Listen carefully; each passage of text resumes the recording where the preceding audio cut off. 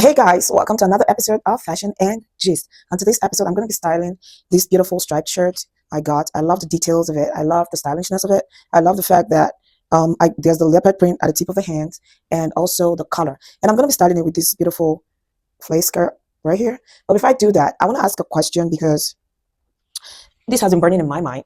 What do you do when you are in a relationship and your partner's parents, the mom especially, and the siblings don't really effort you, they don't really like you? What should you do? Should you stay in a relationship? Should you be adamant and try to stay? Yeah, the your partner likes you, like he loves you for real.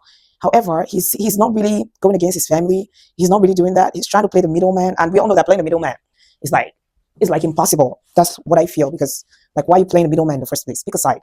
And you know that you're a good person. You've not really done anything bad to any of them to warrant the hate. However, they still hate you, and they don't really want their son to get married to you or their daughter to get married to you for one reason or another, just a very, very superficial reason. What should you do? Should you stay in the relationship or disconnect, break up?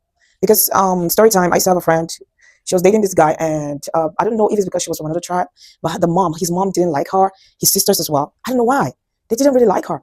They got married regardless, and she started facing the whole trials and tribulations. She was in, like, it was hell. Well, to cut the long story short, they separated because the man wasn't really trying. I feel like he's more like a mommy's boy. So he wasn't really trying to salvage the relationship. He wasn't really trying to be on her side, or, try to, he was not just trying, he was trying to please the both parties. Well, it went down the drain. I'm not saying a man should go against his mom or a woman. We all love our moms and all of that. I'm not saying that. All I'm saying is, if you get to a point where you want to settle down, then I feel like you should have this mindset of, this is my wife, this is my husband, and what God has joined together, let no man, because your mom and her husband had a healthy relationship, no one disturbed them. So I feel like no one should disturb you guys. I love these earrings. How do I let?